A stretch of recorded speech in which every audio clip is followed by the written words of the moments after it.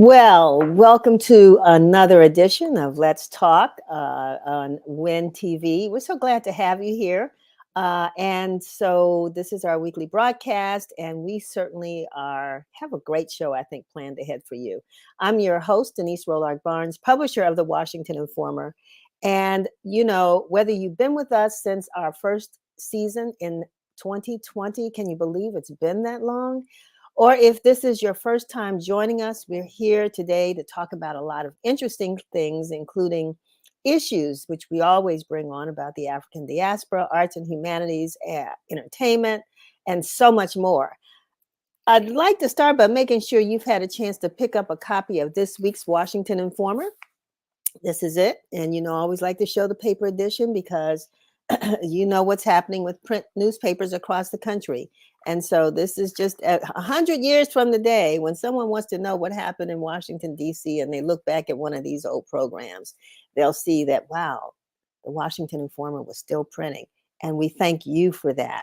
Hope you've picked up a copy. You know, you can read the edition as well on our digital channel or online at washingtoninformer.com. We've got some great headlines this week.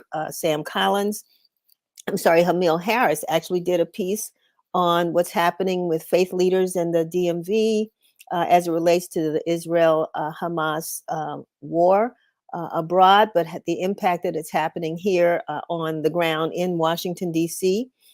Sam Collins, these are our front page stories, but Sam Collins is talking about how the council is looking to find ways to, and OSSE, the State Board of Education, is looking to assist low-performing schools in the District of Columbia and taking some action on that. And James Wright has walked the empty shells of CVS, particularly the one in Columbia Heights, and really bringing to light the issue that we all are knowing, one that CVSs across the country across the city and across the country are closing, but also just the impact of what theft is having on our local stores, CVS. We talked about Giant Food Store and so many others in the DMV and what impact that's having on local consumers. So those are topics you want to read about in this week's Washington Informer, and there's so much more on the inside. So I want to make sure that you know to pick up your copy, which is available on newsstands today. Before we get started, make sure that you hit subscribe on YouTube so you never miss an episode. Please be sure to click like and share this broadcast on your social media platforms. You can follow us on Facebook, Instagram, Twitter, also known as X, or I should say it the other way, X, formerly known as Twitter, and Threads. So we're there in any way we can to reach you. And once you've reached us on those channels, share them with your friends and colleagues. Let them know what the Washington Informer is doing here, or what the community is doing here in the DMV, as reported in the Washington Informer. You can subscribe to us as well on our YouTube channel at Washington Informer TV, no spaces, one straight word. Go to Washington Informer TV. We certainly would love for you to subscribe to our YouTube channel.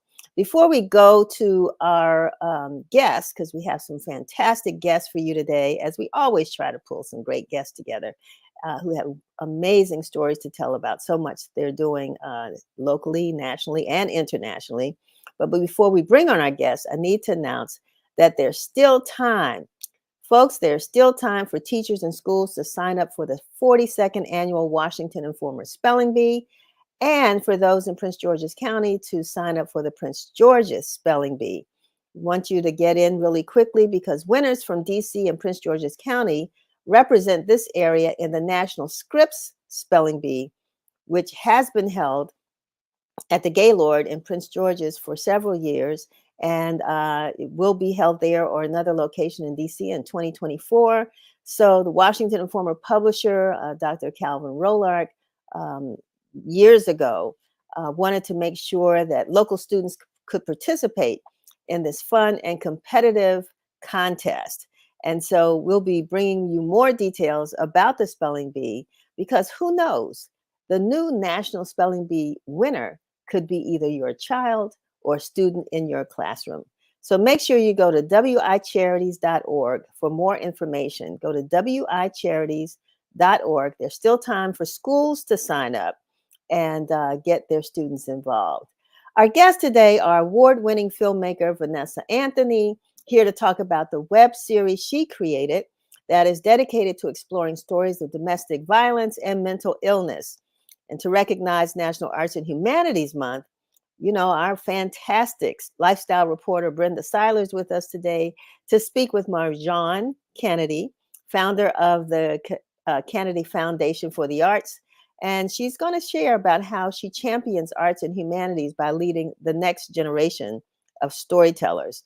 And Brenda's also going to talk to Allison K. Daniel about the dedication it takes as an ensemble performer in the upcoming production of The Wiz. And yes, The Wiz is here, I think, or on his way here. So Brenda's going to talk about that, because if you haven't seen it, or even if you have seen it before, you want to make sure you get your tickets to go see that.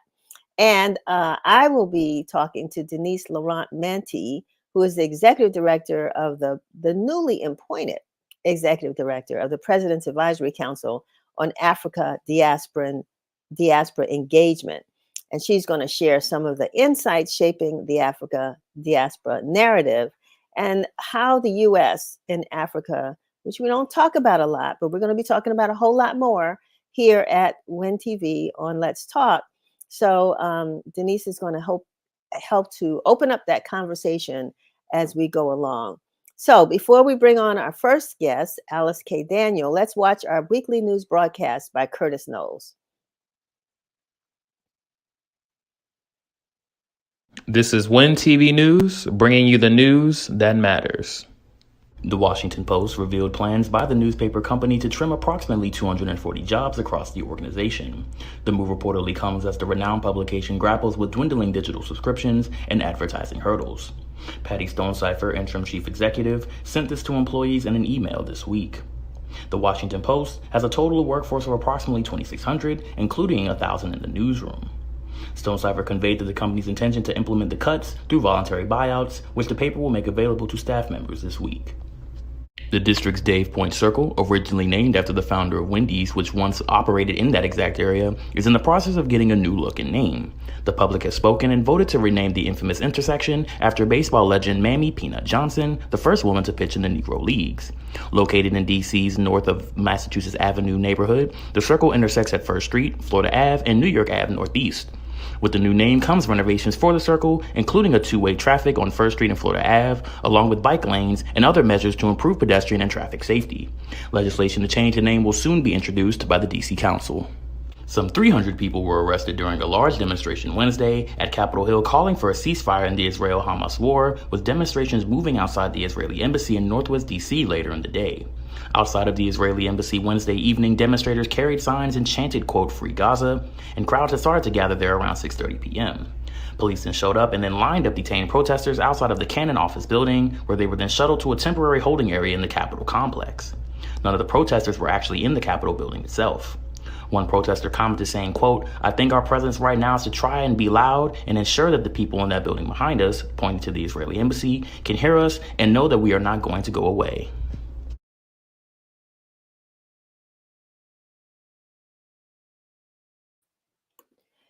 Thank you, Curtis. Wow, there's a lot of news. And that, he talked about what's happening over at the Washington Post, and we never want to see folks, and particularly our fellow journalists, losing their jobs, although they're giving the option to leave. But it just goes to show you the challenges that the media is facing. So I cannot be more thankful and grateful. Our whole team can't be more thankful and grateful for the support that you've been giving the Washington Informer, which, as you know, just turned 59 years old on Friday. So we will be sharing plans as the year goes on about what we're going to do for our 60th anniversary, and just looking forward to continuing to keep our community informed. And speaking of informed and dynamic teams, it's my pleasure to bring our lifestyle reporter, Brenda Seiler, onto the show, who is going to lead us through some wonderful interviews with Alice Kay Daniel, and Marjwan Canady. Brenda, welcome back. Thank you, Denise. It's a pleasure to be here. And 59 looks good on us, Oh, doesn't it? yes. I was about to say, that is a beautiful scarf you're wearing. I like that. Thank you. Thank you so very Yeah, I much. had to comment I'm on that. really, I'm so excited about what we're going to do today because we're going to talk to two native DC sisters this afternoon and looking at some of the creative arts activities that are going on in our town. Well, let's not delay. I'm handing it over to you. Thank you very Thank much. you. Look, Thank you very much. We're going to be talking to Allison K. Daniel. I hope that she's waiting to be on with us. And let I me tell you am. about Good Miss Allison. morning. Hey, Allison, native Washingtonian. It's great to be here. And she is going to be coming to DC for the pre-Broadway run of The Wiz. The Wiz is back. You know, when it's great, you got to bring it back. So it's coming back and it's in pre-Broadway settings right now. She's coming to us from Cleveland because she's in the touring company that's going to be taking it on to New York. And welcome. Glad you'll be with us. The Wiz is going to be at the National beginning on October the 24th until the 29th. And talk about your role, Allison, in The Wiz. So I am actually, I'm in the ensemble, but I have a role called featured ensemble. If you've seen the movie of The Wiz, which most people have, they've seen the movie versus the actual stage production. The character Miss One, who was over Munchkin Land, the original name of that character in the show is called Ada Pearl. I play Ada Pearl. So I get to do Ada Pearl. I get to come out and be fabulous and amazing and make everybody laugh. And then I get the added bonus of being in the ensemble. So being a part of some of the big numbers, like the Emerald City number, I get to be a part of Can You Feel a Brand New Day, which everyone loves, obviously, all the time. Numbers like No Bad News, I get to be a part of. So it's really a lot of fun. Okay, and then as I introduced you, I said you're going to be coming here from Cleveland. Where else have you all been has the company been putting on The Wiz? Well, it's interesting because we really just started. So when we rehearsed in New York in August, and then we got to Baltimore in September to do what they call tech rehearsals, right? So to put everything on the stage, because when you're in rehearsals and you're just in a studio. So then we put everything on the stage, we add the lights, we add our costumes, we add our wigs, we add our makeup, we add all the technical elements. And we did all of that in Baltimore. And then we did a week of previews there in Baltimore, which was very fun. Baltimore was very, very happy to have us there and very receptive because actually the original production that toured also started in Baltimore, which is why we wanted to start it in Baltimore as well. And so then once we left Baltimore, we came here to Cleveland. We've been here for 2.5 weeks. We finished up here this weekend, and then we come to DC on Monday to start shows on Tuesday. And where do you go from DC, and how soon will the musical actually open on Broadway? So we are on tour from now until like next March. So once we leave DC, we're in DC for a week at the National. When we leave DC, we'll go to Pittsburgh, and then we go to Charlotte, North Carolina.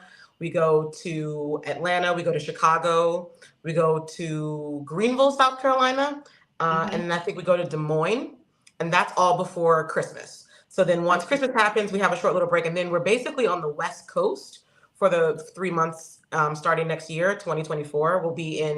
We go to Tempe, Arizona first, and then we'll be in San Francisco, San Diego, and LA. Once we finish in LA, then we have like this much time to come back to New York, rehearse in the theater where we'll be, and then open on Broadway. So I believe that we're slated right now to open on Broadway in April, is what I believe it is right now. Well, we're so happy that The Wiz is on the schedule to be here in DC.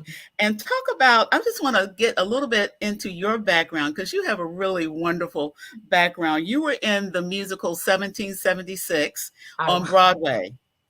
I was. And for people who don't know what that is, it's about the Constitution and, Benjamin Franklin, all of these people that were a part of developing the Constitution. And one of the things in terms of what was your role in that musical? So I played 2 roles in that musical. I played the Reverend John Witherspoon, who was one of the representatives from New Jersey, who was part, on the board. And then I also played Abigail Adams, who is John Adams' wife. John Adams, in the telling of the Constitution in the way that the musical 1776 tells it, John Adams is the main character. And they spent a lot of time really going through like the letters that John Adams wrote to his wife back and forth, because she really helped shape his idea of what should be in the Constitution, what should be left out of the Constitution. So it was a very lovely relationship for them to include in the musical. One of the things, I saw an interview this morning on the Today Show with Norm Lewis and Vanessa Williams, and they talked about Black Theater United and about getting more diversity in the theater, not only on stage, but behind the scenes as producers and directors and playwrights. And the fact that you played Abigail Adams in 1776 in the revival of that, that sounds like there's an attempt to try to make the, at least on stage, the cast more diverse. Yes, that experience was really incredible in that way. That entire show was about diversity. There was not a single white male in that show. The whole show was about using people who were not present during the Constitution, and having them tell the story, so that maybe perhaps if you were someone who was watching it, you might get a different perspective of it, because we only ever really hear it from that perspective, right? Of how they were at the time, et cetera. So that entire thing was really, really, really lovely. And what's so great about this production, about The Wiz, in terms of having diversity backstage and everything, most of our designers, our costume designer is Black, our scenic designer is Black, our director is a Black woman. It's really, and I think this is the first time in my career, since I was in high school. I went to Duke Ellington School of the Arts, so I, of course, all of my teachers there were Black. But this is the first time that I've had a Black woman director, and it is a really lovely experience. And I'm going to get back to the Duke Ellington School in a moment, but I want to continue with what your background is in terms of a performer as an actress. Mm-hmm. You were in The Color Purple. I was. You were in the national, that was the national touring company of The Color Purple? Yes, it was a national touring company, technically the second national touring company. So there was a touring company that had Fantasia in it. I was not privileged enough to be in that particular company, but the company after that.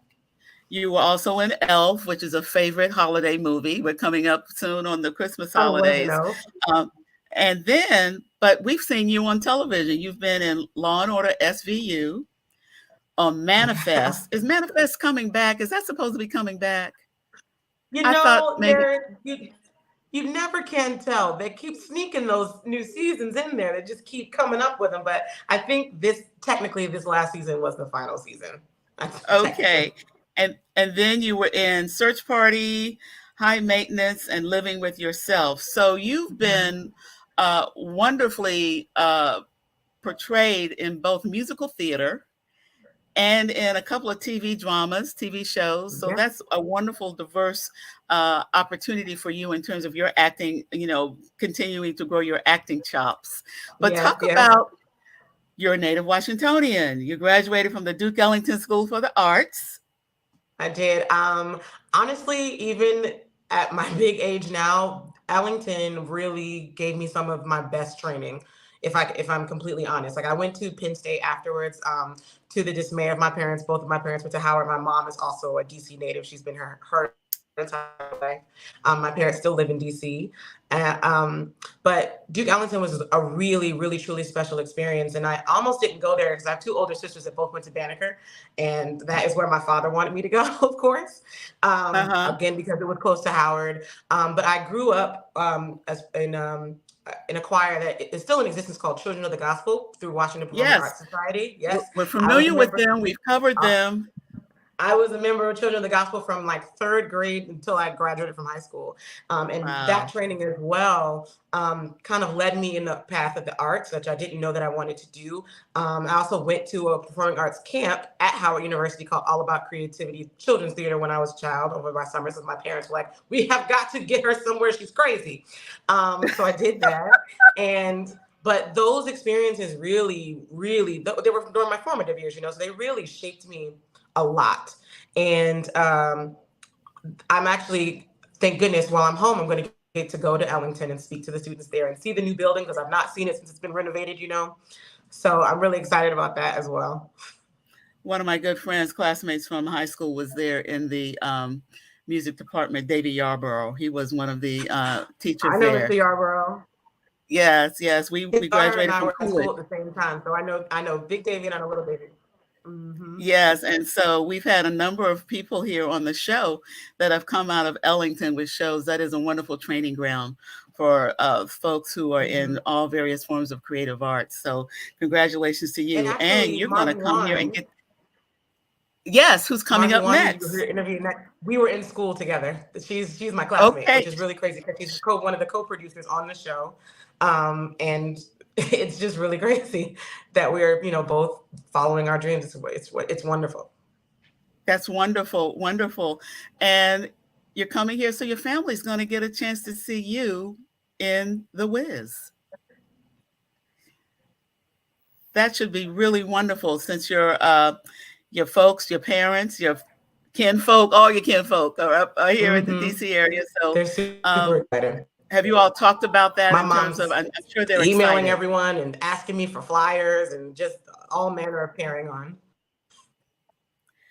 Well, this is wonderful. And, what's next for you in terms of, I always wonder about after you've been on the road, for the out of town, getting up to speed with a new Broadway show, and it's finally there.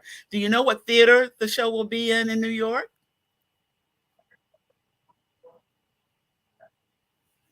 I think we're having a little bit of a technical problem here, but we know that you've got a rigorous schedule. Yes, we that's are coming up. Yeah, go ahead. We have yes, the name of the theater is the Marquee Theater in New York City. It's between 45th and 46th in Broadway. So we got our theater announced while we were still in Baltimore. So they're preparing it now because the show recently was there, and we'll get one. It's interesting because all of the things that we need for the show in New York are on the road with us now. So it won't be until we, get back that all of the things can be there, but there's some stuff that's already getting sent there. So. Well, I want to thank you for being with us today. I know you've got a photo shoot coming up. We do. And I look forward to the production. I'm scheduled to go see it when you all get here in town. So I'm excited about it. I'm glad to meet you here. We're always glad to have another Native Washingtonian on the stage, somebody from the area. We have Miles Frost, the Tony Award winner for MJ on here. And hey, guess what, y'all? They know each other. We do. Miles Frost is awesome. This is like there's a DC Broadway posse here. There's a crew here that are going on to Broadway and doing great things. Thank you, Allison, for being with us. Welcome. Thank you. We've been talking with Allison Daniel today. Allison K. Daniel today. She's going to be here in town the 24th through the 29th at the National Theater in The Wiz. Good luck and have a great time. A brand new vision for a brand new day. Ease on down to The Wiz. Pre-Broadway DC premiere at the National Theater, October 24th through 29th. Tickets at BroadwayAtTheNational.com. Thank you. You heard that announcement. I mean, that should have given you a little more excitement about wanting to go see The Wiz as well. I want to bring on our next Native Washingtonian, Marjwan Canady. I'm sorry. And she's an award-winning, hello. She's an award-winning Caribbean American artist, entrepreneur, educator, and literacy advocate. Marjwan is founder of the Canady Foundation for the Arts. Welcome, and let's talk about the foundation. Tell us all about the foundation. Yeah, so thank you so much for having me. The Canady Foundation for the Arts is a nonprofit that I started in 2015, really to connect a lot of the work that I was doing in the industry, both in LA and New York, and of course in DC, but to connect the young people to that work. But it's grown so much since then.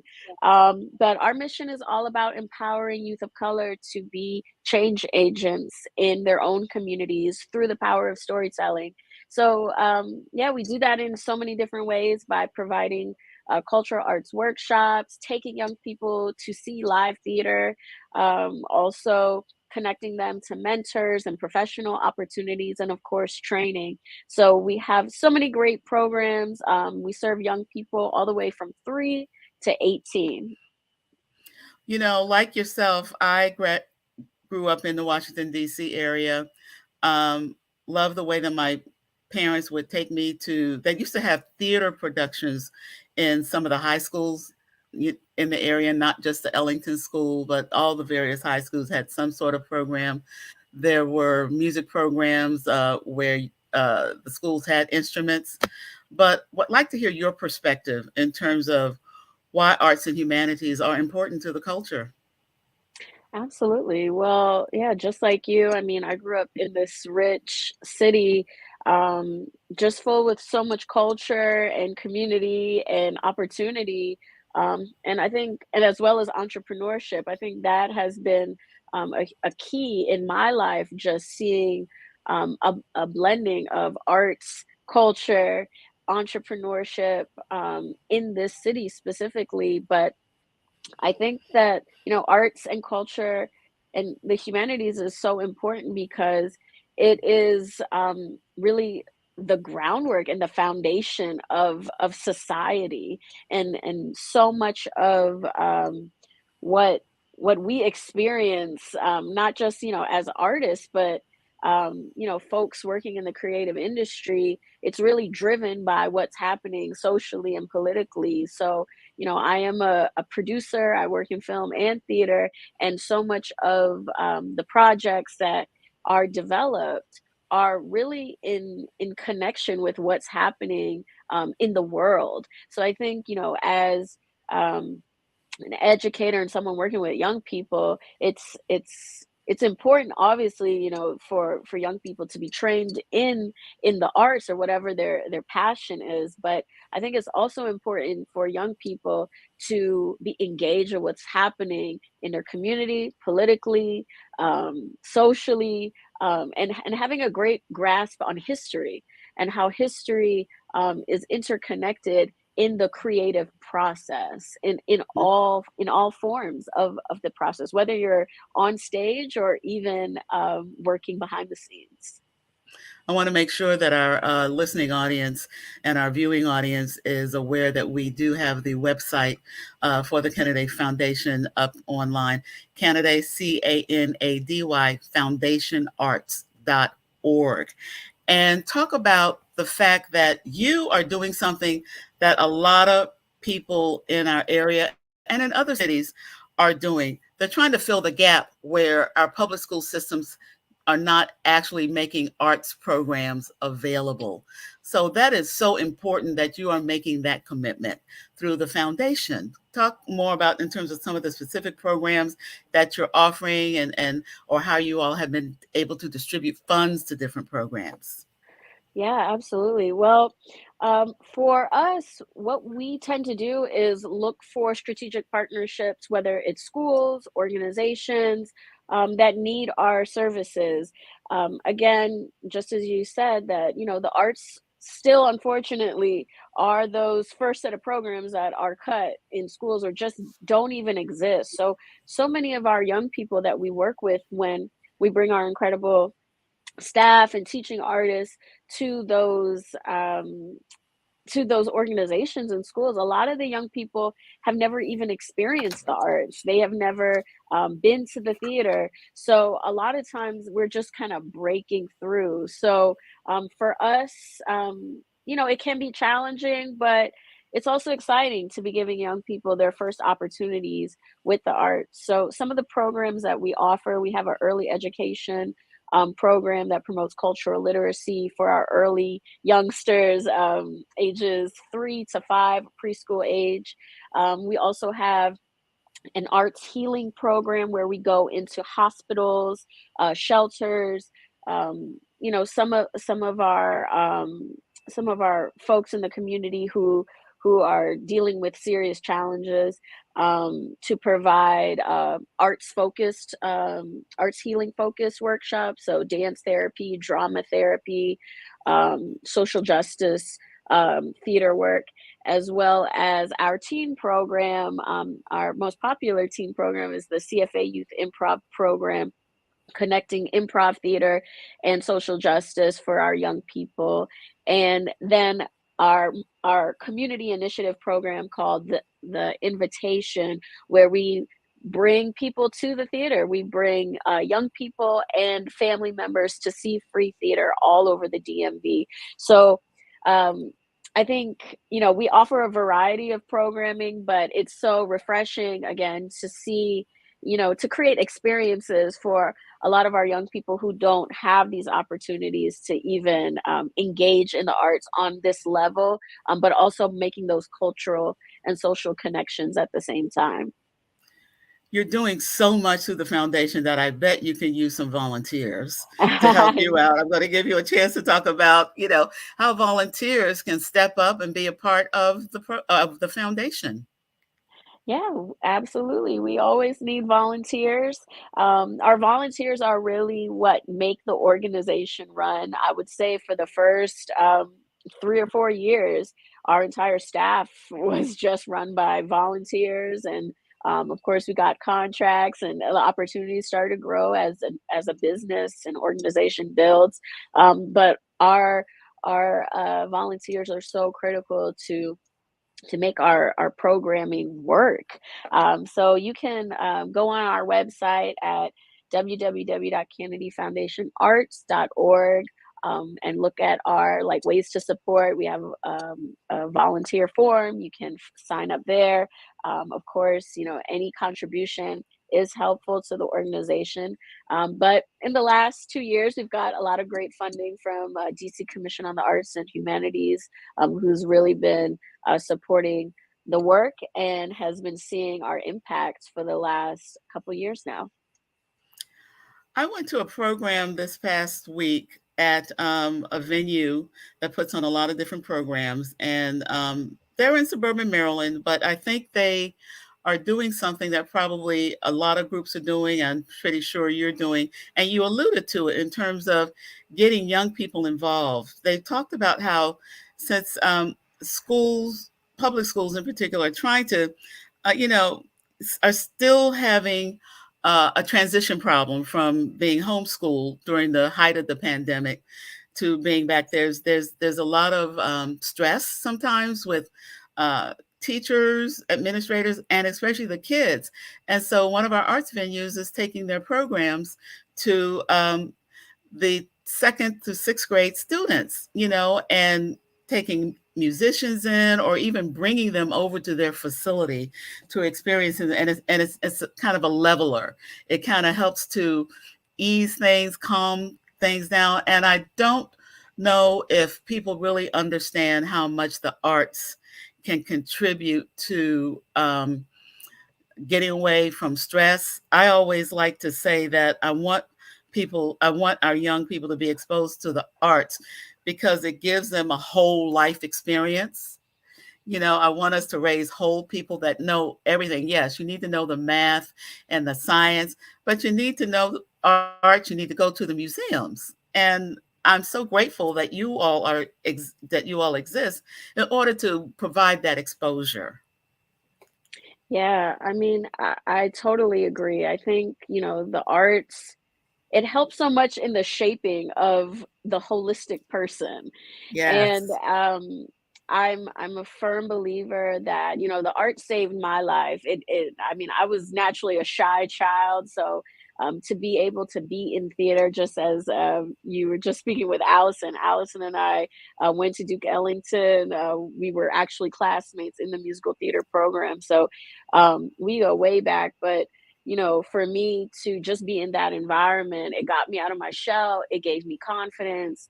It enhanced my public speaking. And obviously, I've gone down many different paths in the arts, from Mhm. starting off on stage and then moving into producing, writing, directing, that it offered so many opportunities outside of initially what I wanted to do. So it opened up, what exactly am I good at? I mean, it encouraged critical thinking. It fostered community development, and all of this, a lot of the skills that as a young person I didn't know that I had, but those tiny opportunities just kept growing and growing, and as well as travel.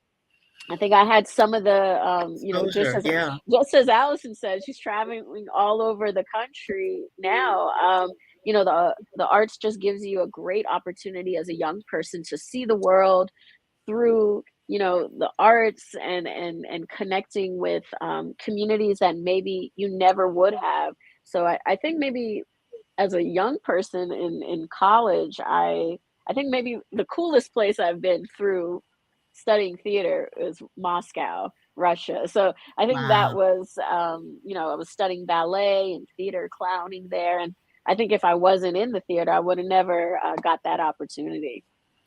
I think theater work as well as other areas in the arts also teach you about team building because you're working with other artists. When I thought about Allison and the ensemble, you have to know how to move in and out and then together with the ensemble, and you have to watch out for each other. So there's another aspect of that of the arts with team building. Um, I learned tap dancing through a program that DC Parks and Recreation had one summer, believe it or not. And the program was held at my elementary school, LaSalle Elementary, which still exists here in the Ricks Park area. So um, we're happy again that your foundation is picking up that mantle and making sure that arts are available. And I just want to remind our audience that the Canady Arts Foundation, arts.org, Canady, Canady Foundation, arts.org. They need your help.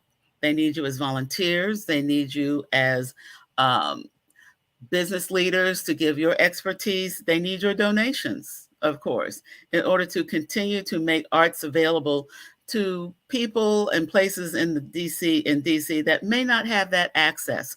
And so we thank you, Marjan. I'm glad that you were able to be here with your classmate, Allison, who's going to be Yes. in the Wiz. And I just love that connection.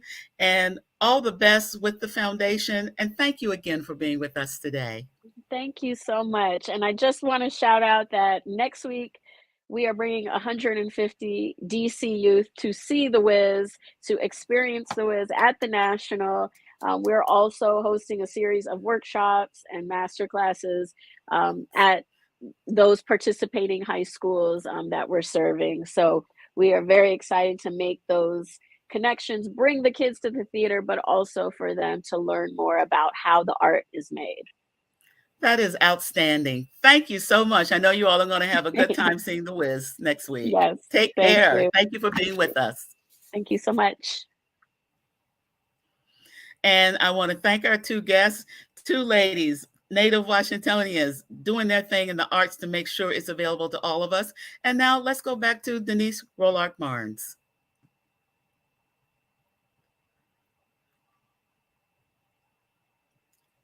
I'm so busy listening, I'm forgetting to unmute myself.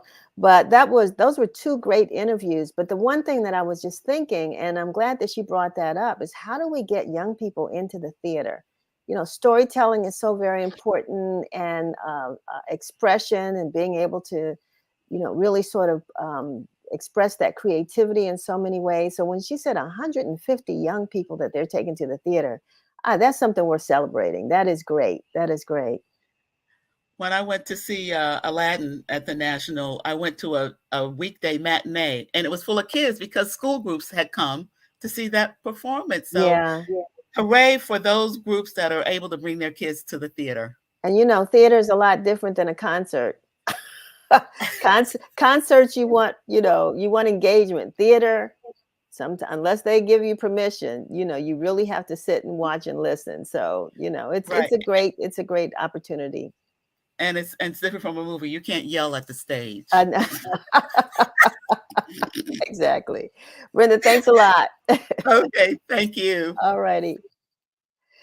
So yeah, those are really great. We're going to kind of stay in the mode of theater and film, and it's my honor to bring Vanessa Anthony, who is an award-winning filmmaker, to the show. I mean, you ladies are really making it happen in the area of the theater and the arts.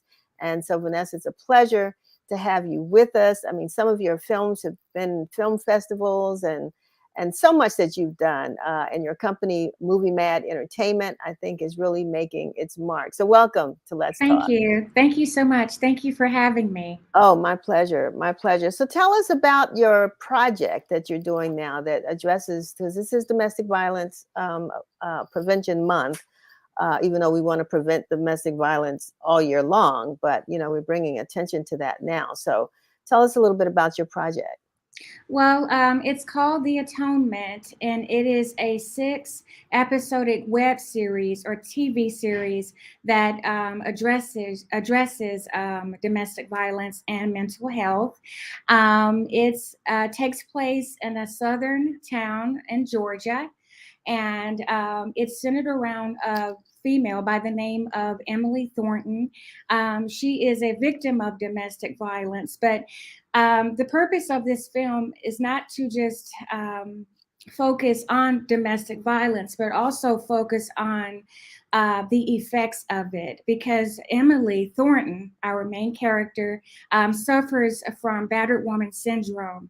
And she feels that the only way out is she has to, of course, commit crime to get away from her abusive spouse.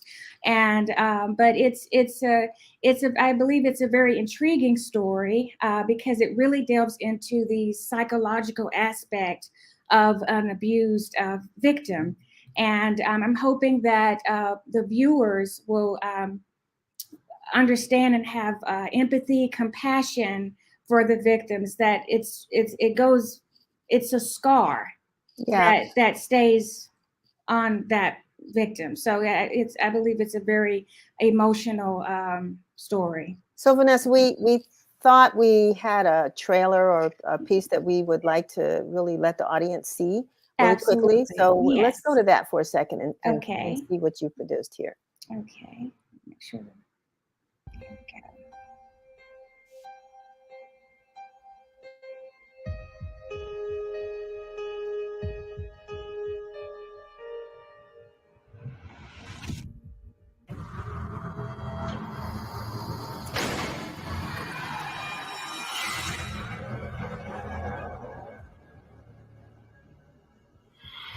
Everything just changed. I was living with the devil.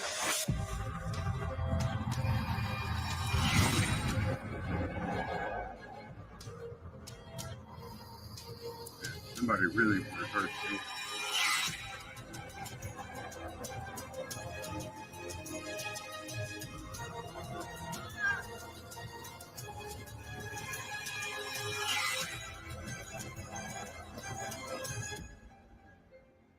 Why did you stay with me? Because I loved him.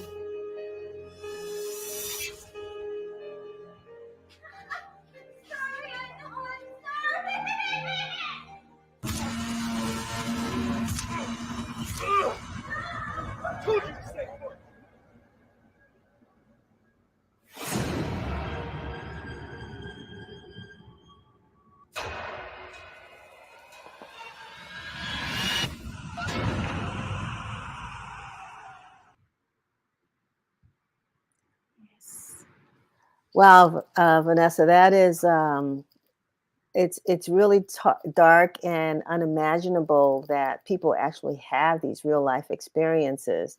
Absolutely. Tell us first of all, when you picked Georgia as the location of the film, what went into that thought process? Well, coming from a small town of Thomaston, Georgia, and of course, Whitberry, Georgia, Greenville, Georgia.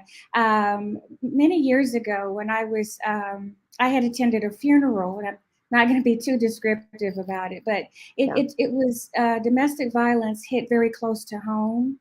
I was in my preteens and I attended a funeral with my grandmother, and I remember having to go to the funeral with 2 caskets. I had never experienced that before.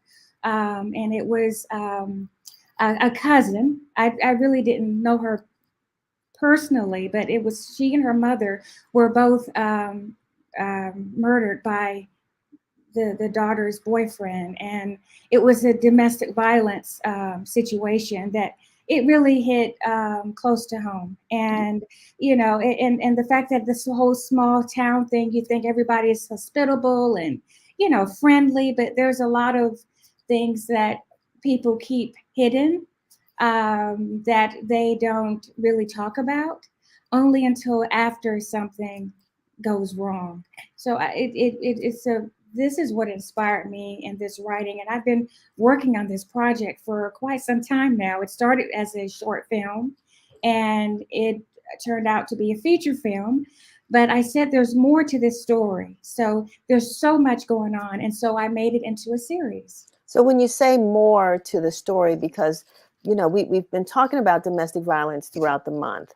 Mhm. And, there's a lot that people don't understand, just like the question that I don't know if it's an officer or who he was that asked, why did you stay?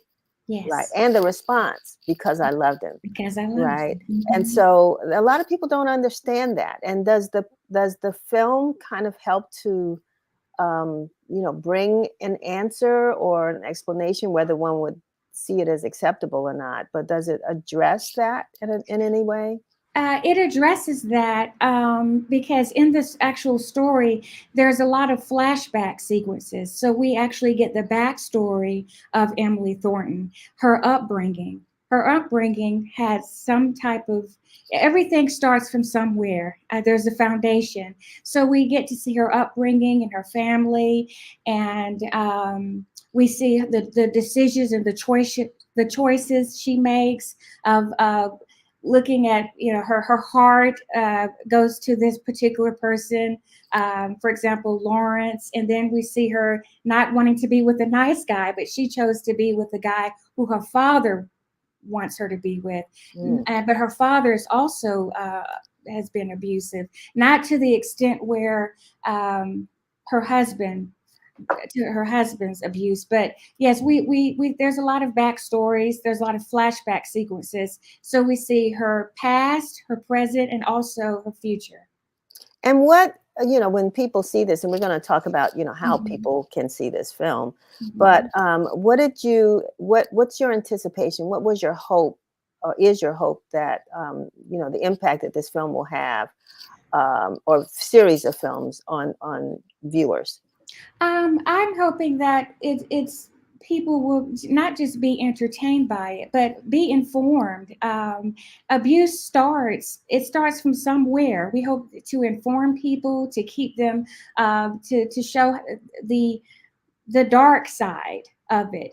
So many times we see aware, but let's see the effects that it causes.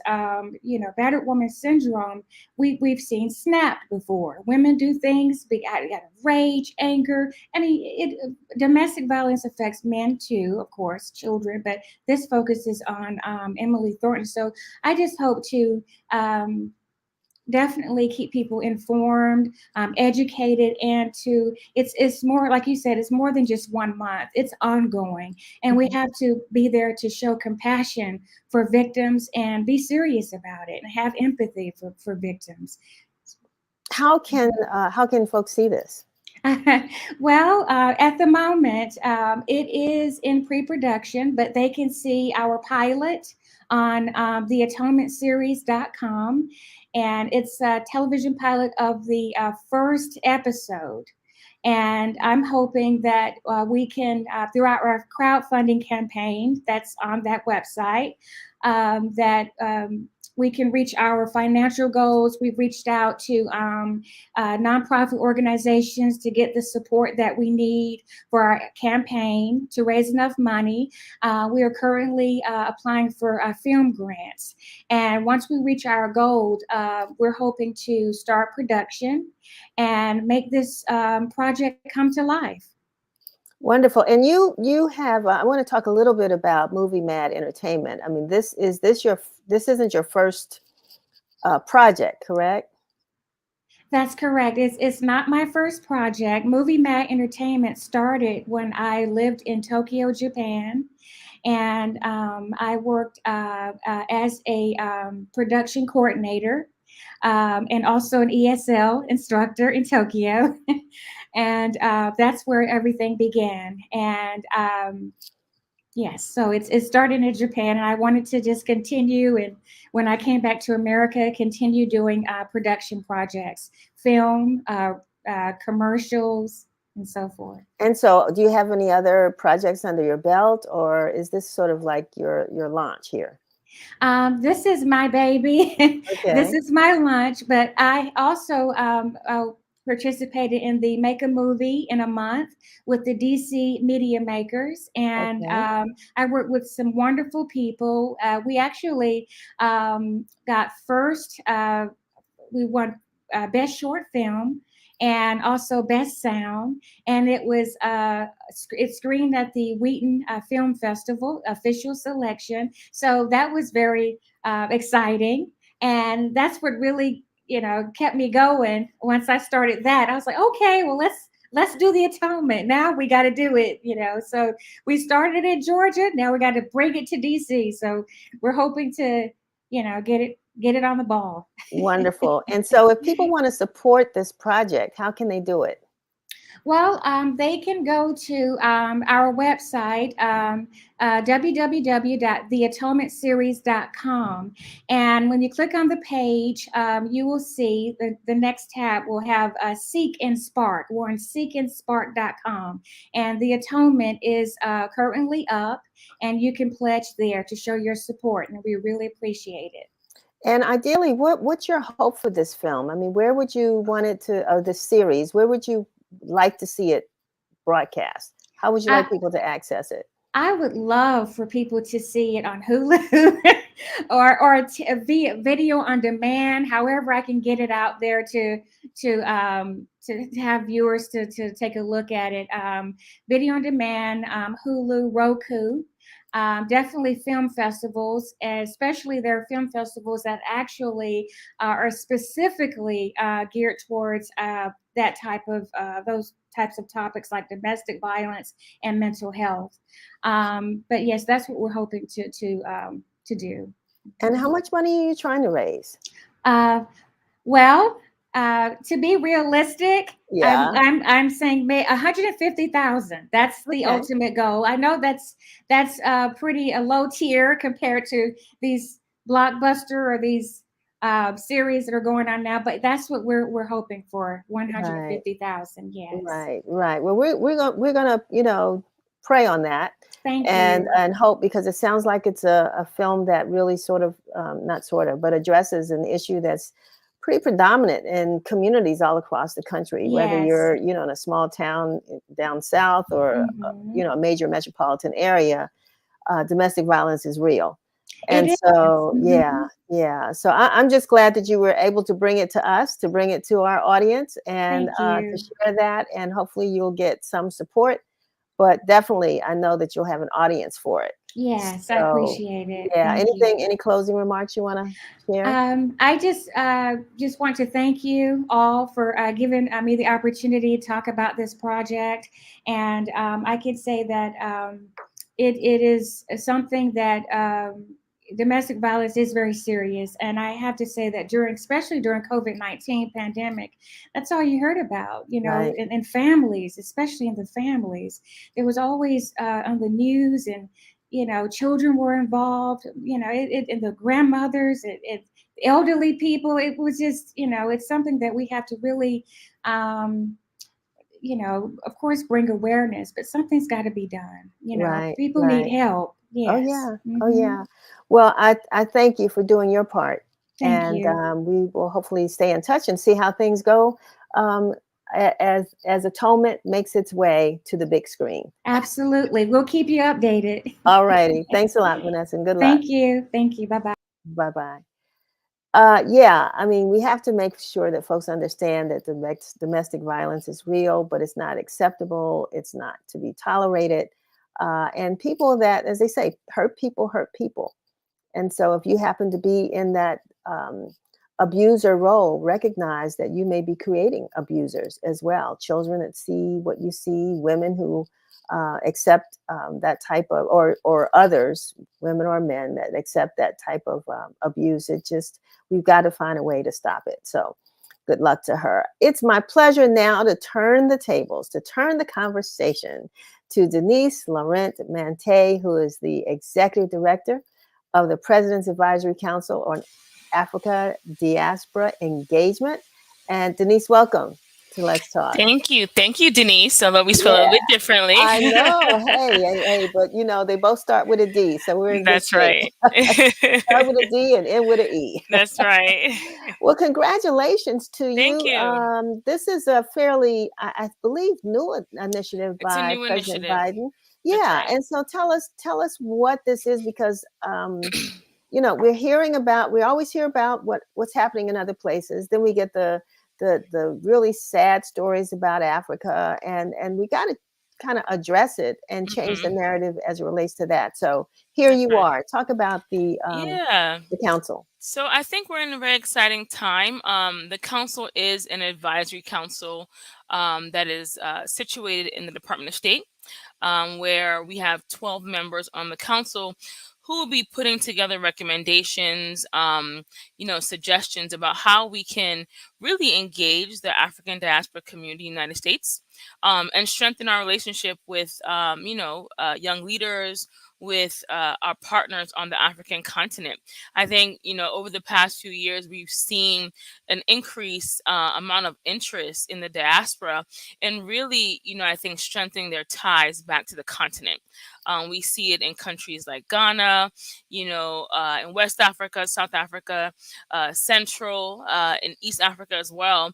Whether it's African immigrants or descendants of African slaves, African Americans, there's been I think a huge bulge of interest in just making those connections with our partners and our brothers and sisters on the continent.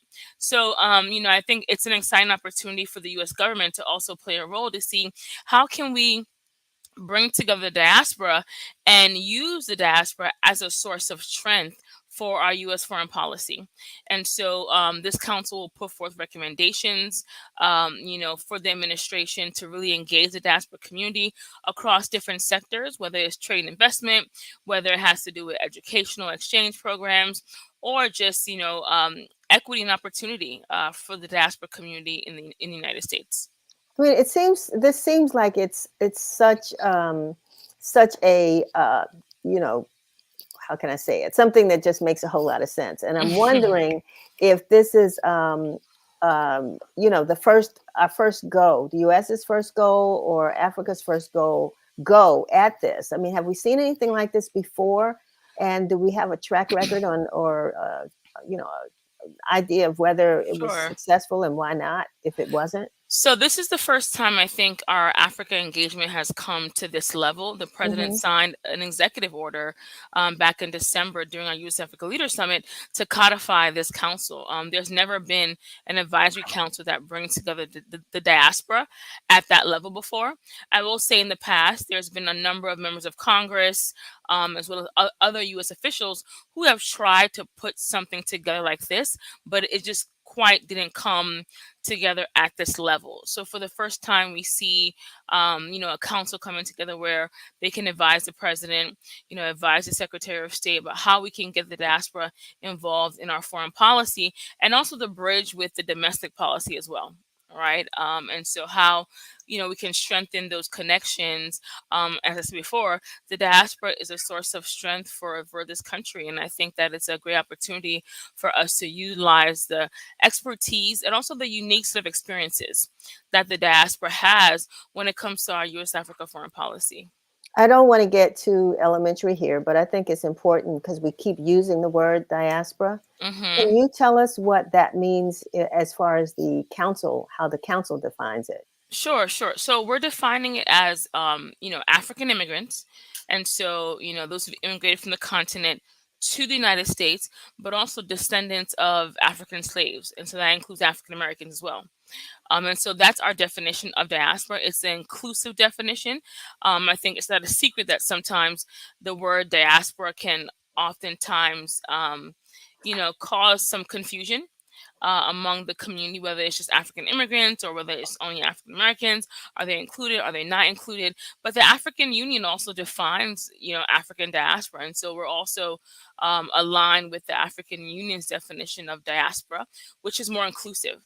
And so this is an opportunity for us to work with African immigrant communities, but also descendants of African slaves, African Americans who've been, in the United States for significant amount of time historically.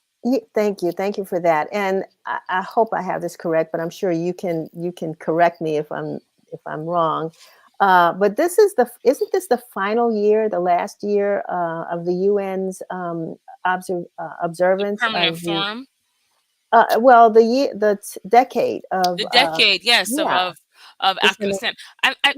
may be the last year. I know you actually are right. It may be the last year. I'm not too sure, but there was an entire decade where they were celebrating people of African descent globally, across the globe, and so that includes the global diaspora. There's a large diaspora population, for example, in South America, in Haiti and Brazil. And so there was an entire decade that the UN has set aside to celebrate, people of African descent. And I think you're right. It may be the last year. Don't quote me on that one. It is a UN thing, but we of course have worked closely with many stakeholders that have participated in that decade of celebrating the people of African descent. What are some of the projects or national policy issues? What are you all going to be working on, let's say in the next year? Sure. So as you know, the president just announced the members a little over a month ago. So it's still fairly new, but we're really hoping to, have our first meeting, very soon, which will be public, and we'll share sort of the objectives and the platform. Some of the things that I mentioned are, strategies to advance equity and opportunity for the African diaspora community in the United States, programs and initiatives to strengthen, cultural, social, political, and economic ties between African communities and, of course, the global African diaspora, right? And so whether that's educational exchange programs, I often say, when I was a student at, in undergrad, there weren't that many opportunities to study abroad on the continent. Right. And so we have a number of programs here at State Department that actually, we bring young African leaders to the United States. And so how can we strengthen, to actually come up with recommendations, to actually come up with programs to take African American students to the continent. Right. And so coming up with some of those educational opportunities that can really strengthen those cultural and I think political and economic ties. Also programs and initiatives to increase public and private partnerships, right? How can we encourage diaspora investment on the continent? There's tons of U.S. businesses that are interested in investing on the continent. How can we ensure that, one, the diaspora is also taking advantage of those opportunities, right? And so we want, Black business owners to invest on the continent. And so how can we strengthen those partnerships, create more public-private partnership opportunities where the government works with some of those business leaders, small businesses as well as the larger, corporations, and just, increasing, I think, participation of the diaspora, on the continent when it comes to trade, investment, economic growth, and development, programs writ large. And so these are kind of our buckets of objectives and focus areas. Over time, you'll see that we'll come up with a report that would be made available in terms of initiatives that we're recommending and programs we recommend. These are all, like I said, advisory for the U.S. government to implement, and hopefully, I think over time you'll see an increase of the diaspora really engage in our foreign policy when it comes to Africa. One of the challenge, and this is probably a cheap commercial here, but I think about channels like the Africa Channel and some of our publications around the country who really try to focus in on the same kinds of issues, have been doing it historically. And one of the things that I see that we don't do enough of is where there are successes, where there local or Black businesses in the U.S. that actually have successful business relationships on the continent. Nobody knows about it. you know, and Mhm. there's no way to really promote that. I mean, we know Bob Yeah. Johnson, for example, has hotels, you Yeah. know, In in several Liberia. Yeah. countries. Yeah, Yeah. yeah. Yeah. So there's a lot going on currently, and I'm just wondering how what this commission is going to do that's different Yeah. to actually help to promote the successes of its you know, of its work. Yeah, it's a great question, and I think it's a I wouldn't say concern, but an area of interest for the narrative that has been generated about the continent, right? And I Hmm. think that as we encourage more diaspora-owned, media outlets, diaspora-owned TV channels, right? Africa-owned media outlets, Africa-owned Exactly. TV channels, right? It will help to kind of change the narrative. There are a ton of exciting things. Africa has the youngest population right now, right? It's a vibrant population. There's a huge technology boom of, the digital economy is booming on the continent. Fintech, it has a huge and amazing, great startup culture on the continent. And there are lots of partnership opportunities that we can merge with some of our, best and brightest African American and African immigrant communities who are also leading in that field as well. And Right. so I think we now have an opportunity where we can codify some of those synergies, right? And amplify it. And I think encourage it, talk about it, talk about the positive advantage of, like, what we could do when we actually come together. So there's different areas that I think we're willing or hoping to really focus on.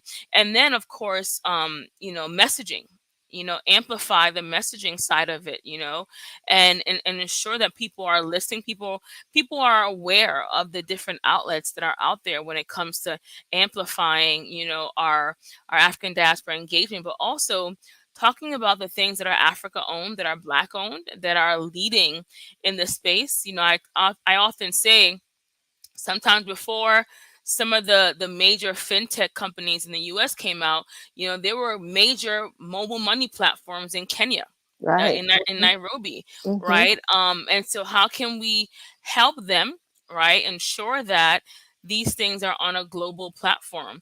We're in a place in our US Africa policy where we say we're really focused on not just what we're going to do in Africa, but what we're going to do with Africa. And so partnership is, I think, critical. It's important. And what we're going to do with Africa, there's a large, interested, vibrant, smart, diaspora community who also wants to become a part of that. And so that's what we're trying to do. Well, I know. I mean, I've just touched. We've just touched a little bit about what's going to happen, and I can already hear the enthusiasm in your voice. And as you know, we're going to be launching something here at the on Let's Talk called Win Africa, so that we want to help to be a partner in what you all are doing and making sure we get the word out. But before I really, I want to talk a little bit about you in the last couple of minutes we have left. Sure. And you say you went to university here, but let's talk about where Denise is from and how she got into this Yeah. work.